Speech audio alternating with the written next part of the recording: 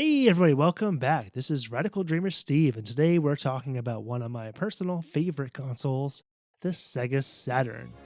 Ultimate hipster console, failed console in the US. This thing was relevant from about 1995 to 1998.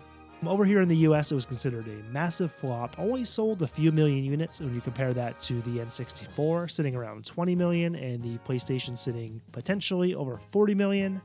Yeah, the numbers aren't impressive. That said, the Sega Saturn has been kind of a cult favorite console, and I feel like it's getting more and more popular in recent years with retro collectors and gamers alike. It is a surprisingly deep library, especially if you dig into the Japanese-only games, and honestly, it came out at a time when everything from the graphics to the sound processor to the game type and the developers were totally different. So the experience you get on a Sega Saturn is completely different than something you would get on a PS1 or N64. However, is the Saturn still worth collecting for?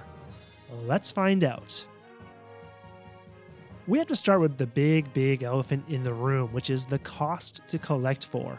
The Sega Saturn is one of the more expensive consoles to collect for. I'm not sure it's the most. I think something like a Neo Geo might be more expensive. But the Saturn is certainly not exactly budget friendly, and it has the potential to be an absolute wallet crusher. But in my opinion, it doesn't have to be. The most expensive thing, by far, is the North American games, and certain Japanese exclusives, especially some of those shoot-em-ups, thinking of Radiant Silvergun, or certain exclusives like the Dungeons & Dragons game. Those tend to be very expensive. But in my opinion, one of the biggest problems with the Saturn is that even very common games, like Tomb Raider and Virtua Racer, go for like $30, $40, $50 on eBay.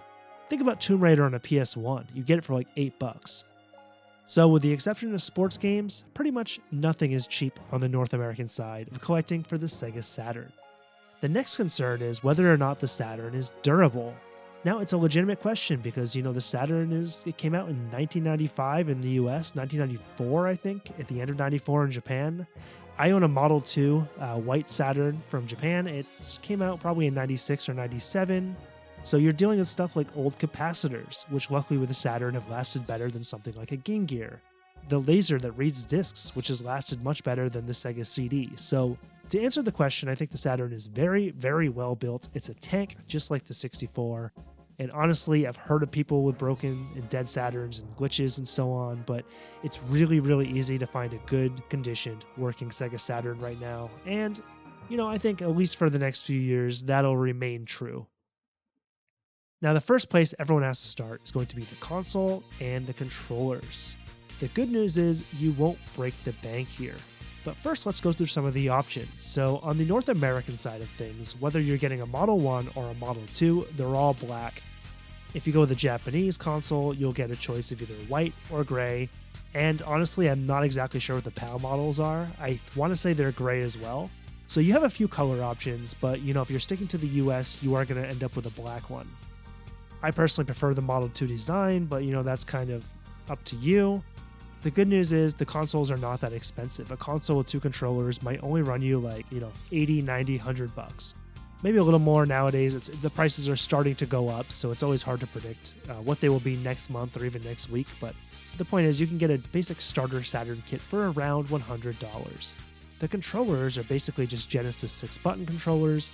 They're really nice. I love the squishy D-pad. You have that material between you have the diagonal material between the directionals, which is really great. I think this is the best controller for fighting games, bar none. And the Saturn does not lack for good fighting games. You got Street Fighter Zero, you got Marvel vs. Street Fighter, you got Fighters Megamix, you got Virtual Fighter 2, and the list goes on. Honestly, if you're really into hardware, you got some really cool peripherals. You got arcade sticks, multi-taps, light guns. Ooh. So there's tons of hardware out there. Now, I just want to note here that the controllers have gotten a little bit pricier. It used to be easy to find one under $20. Now they seem to be jumping up into that $25 to $40 price range, closer to $40 if you're looking at a really good condition controller. And you can expect to pay maybe $40 or $50 for a multi-tap or a light gun. All in all, I think with a couple games, you should be able to find a Saturn under $100, if not just a little bit north of it, depending on what games you get, whether there's a second controller, and so on. Now, If you know anything with the Saturn, you'll know that the region of your Sega Saturn doesn't really matter. That's because you can add an additional RAM card on the back slot there. No, that is not a backwards compatible slot. You can't put a Genesis card in there. It definitely looks like that. It's a trick. You can't do it. But you can add a RAM card in there. I think there's 2 MB cards, there's 4 MB cards. Just go with a bigger one. And that will unlock your Saturn. So I have what is called an action replay. I believe there's also a pseudo Saturn cart. You just pop that sucker in there and you get region-free capabilities. So my Japanese Saturn plays North American games just fine. But that's not the only feature it adds. You also get way, way, way more space. The internal memory on the Saturn, you have something like 500 blocks to initially save on. The action replay jumps all the way up to like 8,000. I literally have never run out of space. I mean, I don't have every game in my collection saved on there, but I've got a good chunk of my collection saved on that action replay, and I've got more space to boot. Additionally, you'll also get a bunch of codes and cheats that you can add to the games. I don't really dabble with this, but there's a long list of games, and I believe you can even input your own codes somehow. I don't know much about that part. And of course, you get the extra RAM, much like, something like the expansion pack on the N64. This thing adds RAM to your Saturn, improving the performance of some games, and some games actually require it. Like I have Marvel vs. Street Fighter sitting here that requires the extra RAM card. The good news is these are really easy to get. They're only around $30, and honestly, this should be like one of, if not the first thing you get with your Saturn. I mean, I would get a game first just so you can play something, but after that first game, consider the RAM card. Now, always a fun part of the conversation, CRT or modern TVs. Let me just put it this way, guys. I am not a purist at all. I think video games they should just be enjoyed the way people want to enjoy them. If you are like CRT or bust, that's totally fine. If you're someone that's playing on a modern TV with, however you're rigging that up, that's totally fine. I'm not into people pushing, you have to be CRT or you're not a true gamer, or whatever the heck the proclamation is. So let's start with the CRT side of things. So initially you're going to choose between composite and S-video cables. Your composite cable is just that basic yellow, red, white cable that you grew up with. It is actually pretty good on the Saturn. It's a pretty decent picture, but it is a little bit fuzzy when you compare it to something like the S-Video. I use the S-Video cable personally. I like it. It's crisper.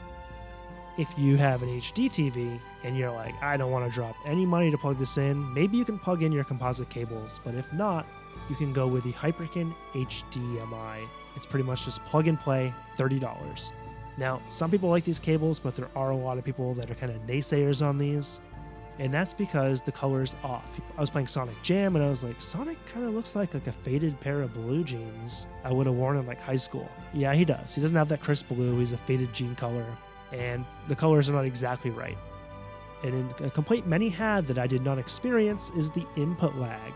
I had no input lag whatsoever, or at least no issues with it, playing fighting games, playing shoot 'em ups, games that really, really require quick reflexes. So I don't know what the deal is with people saying there's input lag issues with these cables, not for me.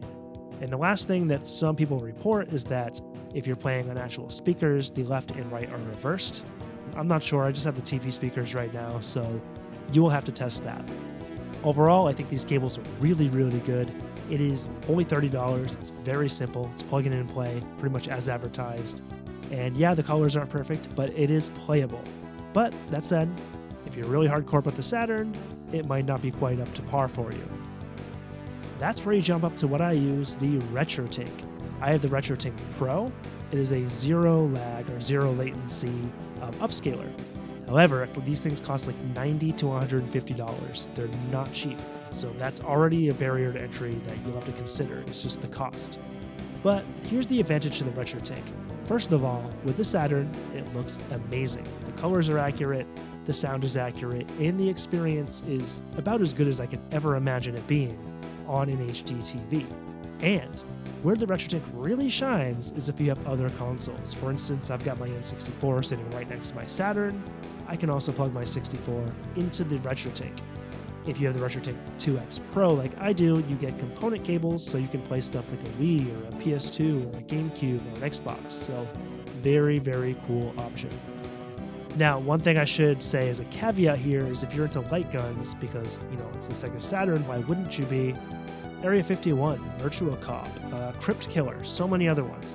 If you want to play any of these games, it's CRT or bust.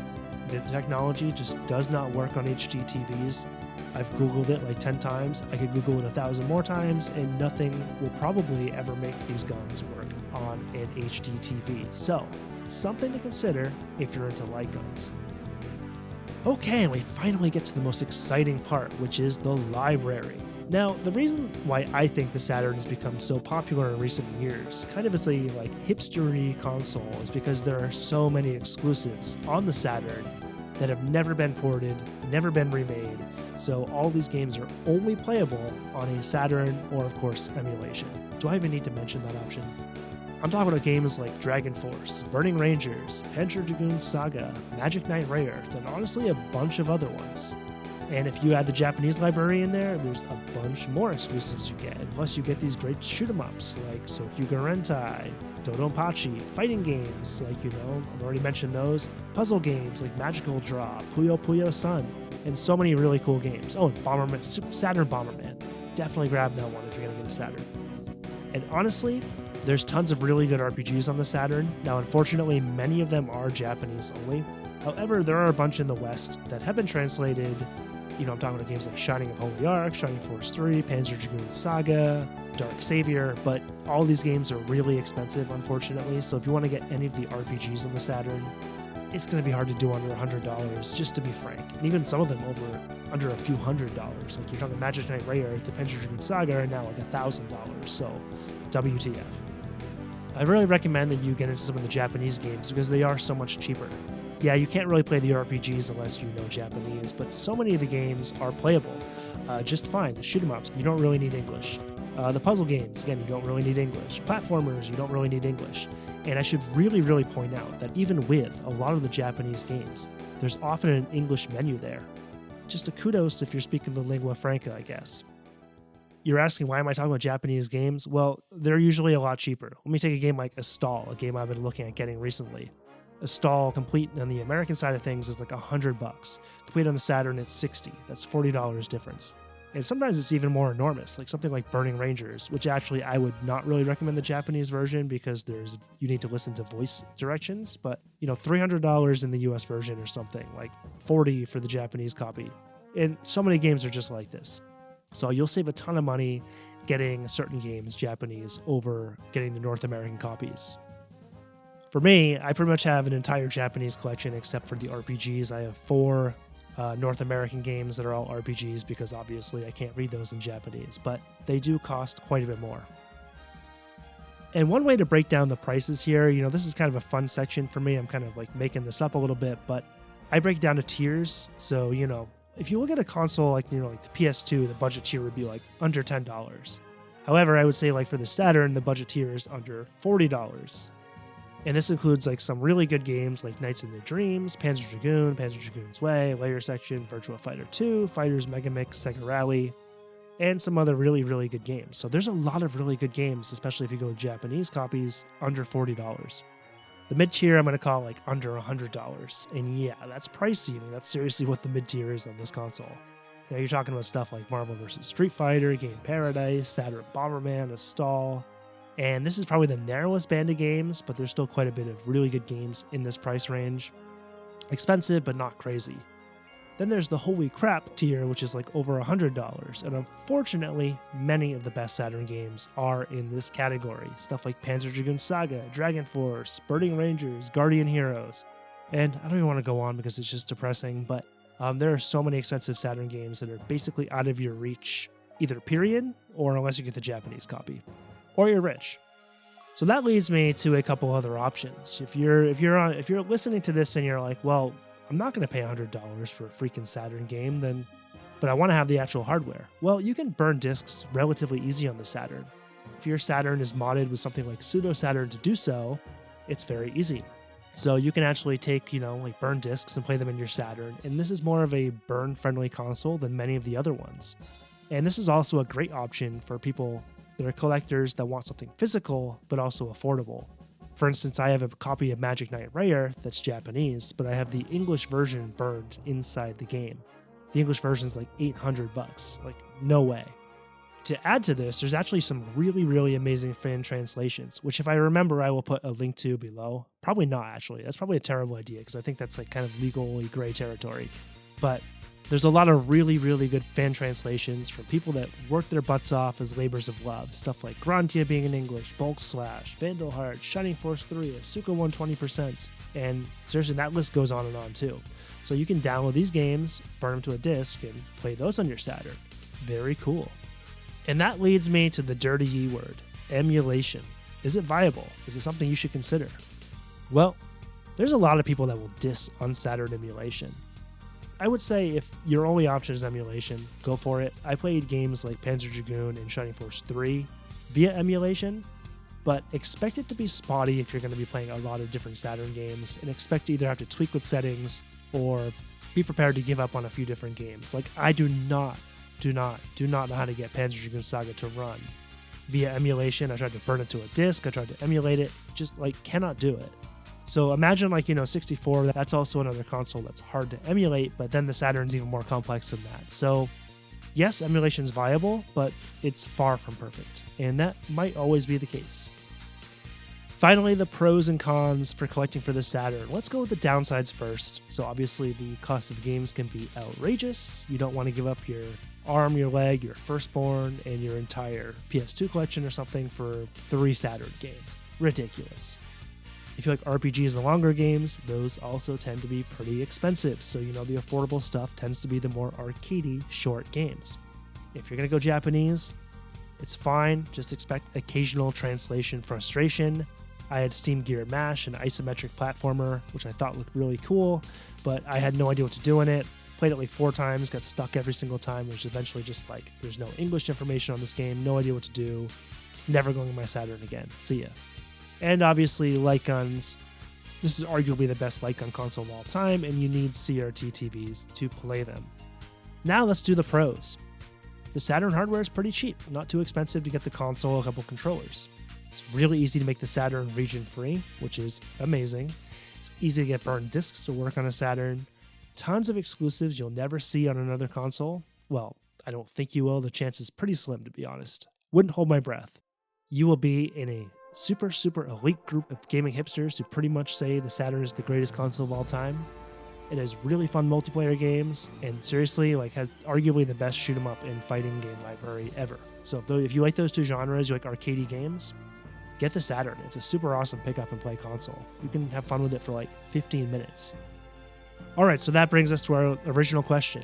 Is it still worth collecting for the Saturn in 2023?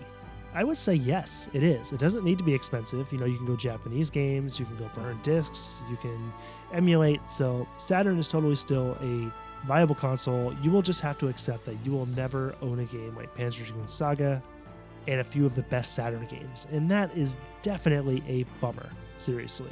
I'm still bummed out about it, and probably will be forever. So I got my Saturn back in 2017. Haven't looked back. Love it. As someone who grew up with the PS1, getting the Saturn's this blend of nostalgia for that period of gaming with a lot of cool new games. I say if you like retro games, you like Sega, you like weird titles, Saturn's just for you. If you do want to play RPGs though, just expect to drop some cash or be willing to burn some discs. Alright guys, thanks for watching. Hope you learned something and hope you enjoyed the video, of course. Let me know, do you have a Sega Saturn or do you want one? How do you go about playing games on it, and what are your favorite Saturn games, and what are some tips you have for people looking to get into the Saturn? Please subscribe if you like the video, and game on.